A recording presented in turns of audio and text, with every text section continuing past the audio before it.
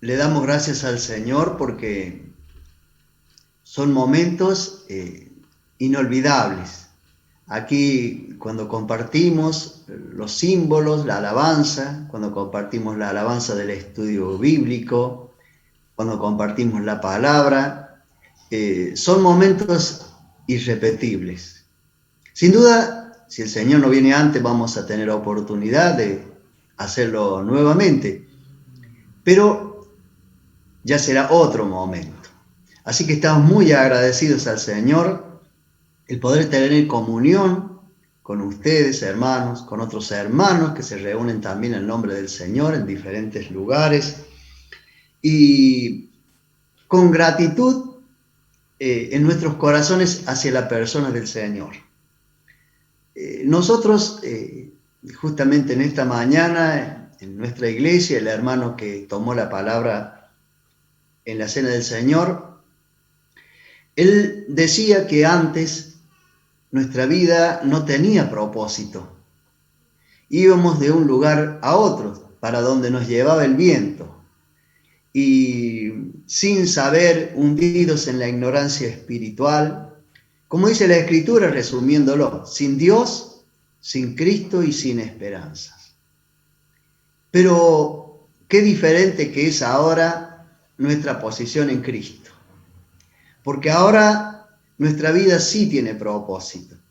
Y es por eso que en la diapositiva teníamos escrito el propósito del Señor para su iglesia. Y está con otro color, porque nos habla de que nosotros, los creyentes en el Señor Jesús, que somos la iglesia de Cristo, le pertenecemos a Él.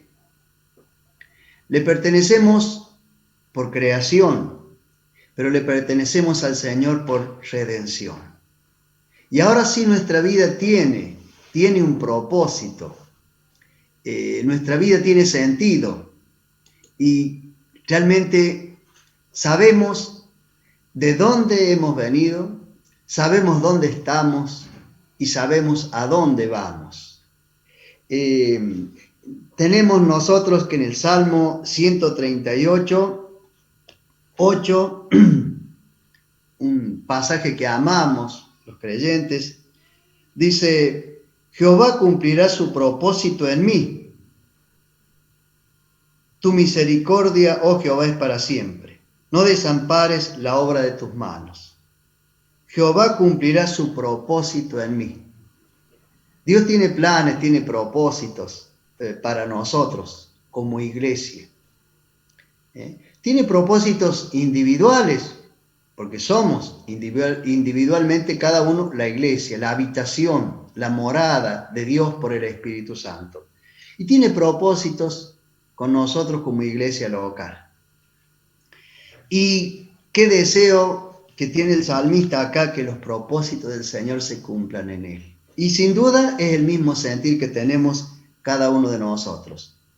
Dijimos que el Señor ganó su iglesia con su propia sangre. Y Él, como dice Efesios capítulo 1, versículos 22 y 23, ha sido puesto, ha sido dado como cabeza de la iglesia. La iglesia es su cuerpo y Él es la plenitud, que todo lo llena en todo. O sea, en el Señor Jesús estamos completos. Más de una vez el enemigo nos hace creer que nos faltan cosas, que esas cosas que nos faltan las podemos llenar con entretenimientos, con deleites pasajeros, pero no es así. En el Señor estamos completos. Y el propósito lo vemos en singular. El propósito. Lo vemos en singular, por ejemplo, de forma paralela en el Espíritu Santo, el fruto del Espíritu Santo. El fruto es, allí encontramos, en singular. Pero hay una pluralidad de virtudes: amor, gozo, paz, paciencia, misericordia, etc. Fe, bondad, mansedumbre, templanza. aquí en el propósito del Señor para su iglesia, para cada uno de nosotros, es singular, pero vamos a encontrar una pluralidad de acciones. Tenemos, por ejemplo, en primer lugar, que el propósito que el Señor tiene para mí como iglesia, el propósito que tiene para la iglesia local, es la exaltación de Cristo. Exaltar es poner en alto. Poner en alto. Y, por ejemplo, nosotros encontramos en el libro de Hechos, capítulo 2, versículos 32 y 33, que nos dice la palabra de Dios: a este Jesús resucitó Dios, de lo cual todos nosotros somos testigos. Así que, exaltado por la diestra de Dios, y habiendo recibido del Padre la promesa del Espíritu Santo, ha derramado esto que vosotros veis y oís. Aquí tenemos nosotros que el Señor Jesucristo ha sido exaltado por el Padre. También encontramos en el mismo libro, Hechos, capítulo 5, versículos 30 y 31,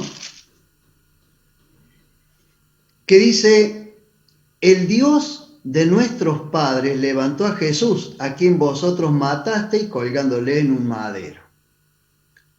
A este Dios ha exaltado con su diestra por príncipe y salvador, para dar a Israel arrepentimiento y perdón de pecados. Perdón.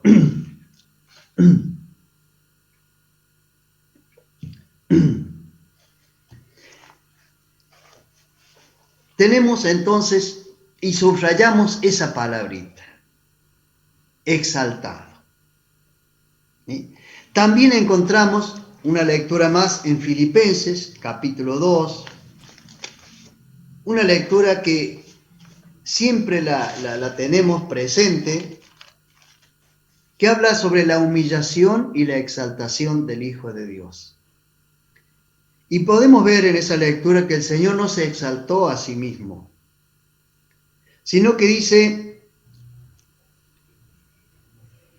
desde el versículo 5 en adelante: haya pues en vosotros este sentir que hubo también en Cristo Jesús, el cual, siendo en forma de Dios, no estimó el ser igual a Dios como cosa a que aferrarse, sino que se despojó a sí mismo, tomando forma de siervo, hecho semejante a los hombres. Y estando en la condición de hombre, se humilló a sí mismo, haciéndose obediente hasta la muerte, y muerte de cruz. Y acá prestemos atención en este versículo. Por lo cual Dios también le exaltó hasta lo sumo, y le dio un nombre que es sobre todo nombre. Aquí tenemos que Dios el Padre ha exaltado a su Hijo con un nombre que es sobre todo nombre. El creyente, nosotros como iglesia del Señor, le exaltamos al Señor a través de la adoración, como lo hemos estado haciendo. La reunión de la Cena del Señor es específicamente una reunión de adoración, puntualmente. Y la adoración tiene que ver con ocuparnos de la persona del Señor, de su carácter, de la hermosura de su santidad, de su justicia, de su misericordia, de su poder. La exaltación, la adoración, tiene que ver con reconocer que el Señor Jesucristo es Dios. Y también la adoración tiene que ver con el reconocimiento hacia lo que el Señor es y la deposición o deponer toda actitud de rebeldía, de soberbia, de autosuficiencia, para rendirnos a esa persona. Eso es adoración.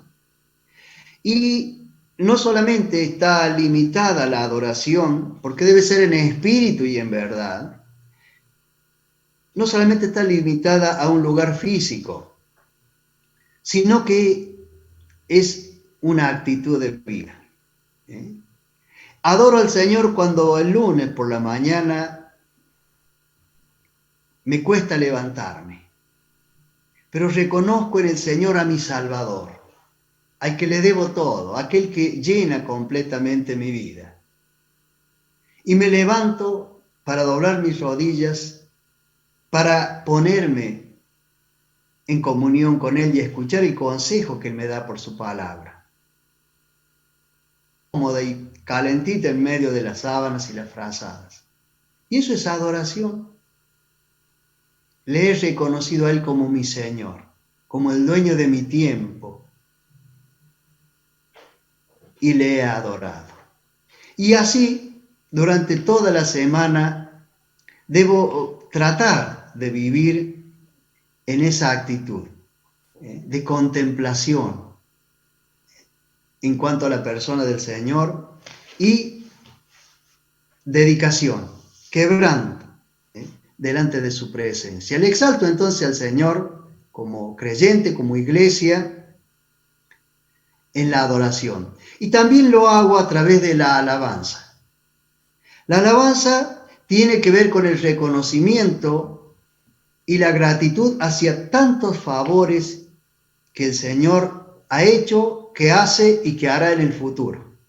Es lo contrario al lenguaje de la queja que tenían los israelitas cuando, después de haberlos librado el Señor con mano poderosa de los egipcios y haberlos sacado en libertad, ellos, en vez de adorar, de reconocer la persona del Señor, el poderío del Señor, en vez de alabarle al Señor reconociendo los favores del Señor, vivían en el lenguaje de la queja. Entonces, nosotros somos observados por el mundo. Y si en nuestra vida dejamos que el Señor cumpla sus propósitos en mí, su propósito,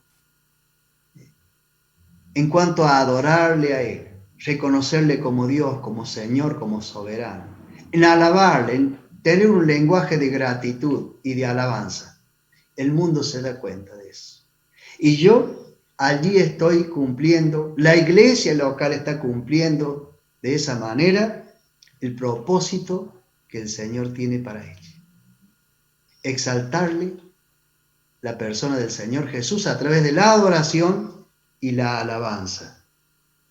También tenemos nosotros que el propósito del Señor es la edificación del cuerpo de Cristo, la edificación de la esposa de Cristo.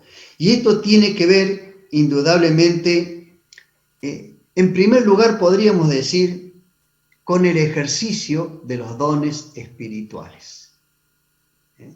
El creyente en el Señor Jesús tiene un don espiritual o más de un don espiritual. Desde el momento de nuestra conversión, desde el momento de nuestro encuentro personal con el Señor Jesús, nos arrepentimos, le aceptamos a Él como Salvador y Señor de nuestra vida. Además de la salvación eterna del alma, el Señor trae un paquete, una caja de regalos. Y dentro de esos regalos está el don espiritual. Y sin duda, eso tiene que ver con la dedicación del creyente a descubrir cuál es su don espiritual para dedicarlo, para consagrarlo, para exaltar la persona del Señor y para edificar el cuerpo de Cristo. Qué hermoso propósito que tiene el Señor para ti, querido hermano, para ti, querida hermana, para mí. Qué valiosos que somos para Él. Porque Él podría usar seres perfectos como los ángeles para este ministerio. Pero Él se deleita en usar a sus hijos, a sus hijas. Somos valiosos para Él. Qué hermoso propósito. Esto nos hace sentir llenos de gozo. Y es así que, por ejemplo, encontramos en la carta del apóstol Pablo a los Efesios, capítulo 4, ahí podemos leer juntos, Efesios, capítulo 4, vamos a buscar ahí, hermanos, juntos, este pasaje.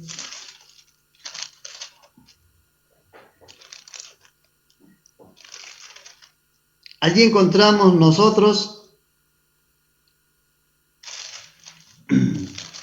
en el versículo 12 y 13 que dice lo siguiente.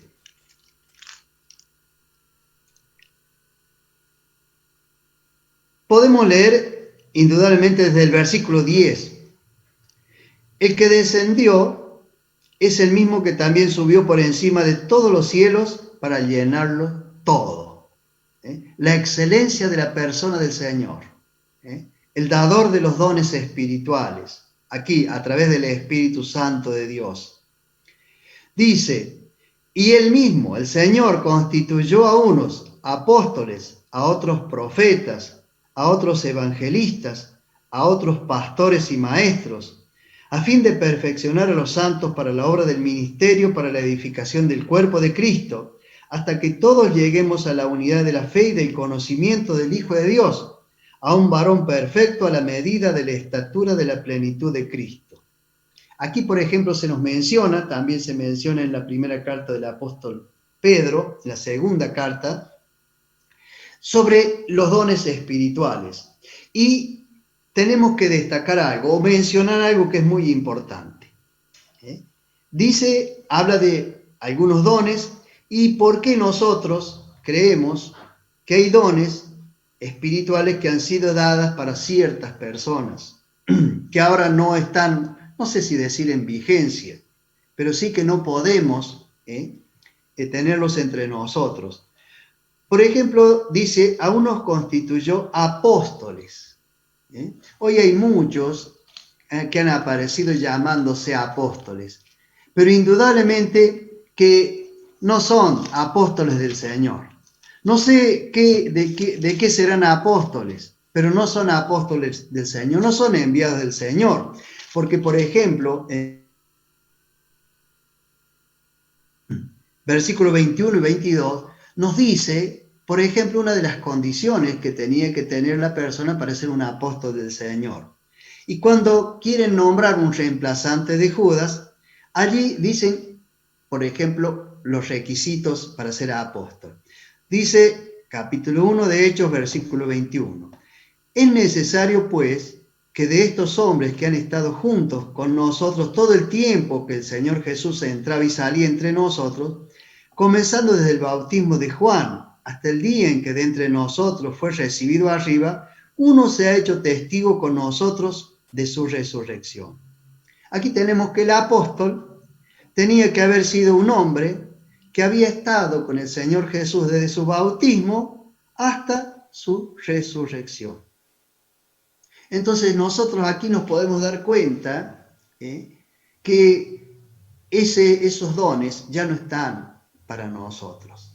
No podemos reunir en este tiempo esas condiciones. Y por lo tanto nos damos cuenta verdaderamente que esto es un engaño, un fraude. También tenemos con respecto a los profetas. El profeta comunicaba un mensaje nuevo de Dios, una profecía acerca del Señor. Bueno, pero en este momento tenemos que allí al finalizar en el libro de Apocalipsis 22:18, se nos dice que la revelación, la profecía ya está completa. No hay que añadirle ni hay que quitarle. Entonces, estos profetas que han aparecido ahora, lo que ellos están profetizando, ¿dónde se está escribiendo? ¿Dios está escribiendo una Biblia aparte de la que tenemos? De ninguna manera. Por supuesto que nosotros profetizamos cuando anunciamos un hecho venidero, como por ejemplo la segunda venida del Señor. Pero nuestro anuncio tiene que estar sujeto a la Escritura. Lo decimos porque lo dice la Escritura. No estamos recibiendo una revelación nueva, sino que estamos recibiendo la revelación que ya Dios ha dado sobre su palabra y por eso estamos anunciando un hecho futuro. Pero nada que ver con la práctica de estas personas, llámese apóstoles o profetas. Sí pensamos que los evangelistas, pastores y maestros, y que la obra de enseñanza, a través del don espiritual de la enseñanza, sin duda es lo que trae mucho fruto para la gloria del Señor. Entonces, hay otros dones más, por supuesto, que no tenemos todo el tiempo para mencionarlo. Este sería otro tema. Pero indudablemente la pregunta o lo que deberíamos plantearnos es lo siguiente. También les había dicho hace un rato que en Primera de Pedro, capítulo 4, si después lo quieren buscar y leerlo, habla acerca de los dones. Y que todo esto, principalmente, debe ser hecho en amor. El ejercicio de los dones, ¿no es cierto?, debe ser en amor al Señor y a los hermanos. No, los dones espirituales no han sido dados para la gloria personal, sino para la gloria de nuestro Señor. La pregunta sería ahora, si yo como iglesia se están cumpliendo o se está cumpliendo ese propósito en mí. Si le estoy exaltando al Señor Jesús a través de la adoración y la alabanza. Si le estoy exaltando al Señor a través de la edificación del cuerpo de Cristo, a través del don espiritual o los dones espirituales que el Señor me ha dado. ¿Qué estoy haciendo con esas bendiciones, con esos regalos que el Señor me ha dado? Esa sería la pregunta que nos hacemos. Y por último, en este momento, sería pensar en el otro propósito, ¿cierto? Además del ejercicio espiritual de los dones en amor, es decir, predicar o anunciar el mensaje de Cristo. Ese propósito que ha traído y que sigue trayendo bendiciones.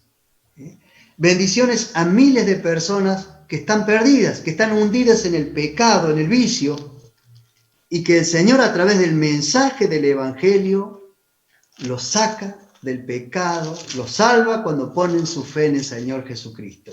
Nosotros, como estamos escuchando la oración del hermano anciano allí, cuando oraba por las autoridades, cuando oraba por nuestra patria, no hay ninguna otra cosa que pueda cambiar el rumbo de una vida, de una nación, de una familia, si no es el mensaje del Evangelio. Creer, escuchar y creer el mensaje del Evangelio.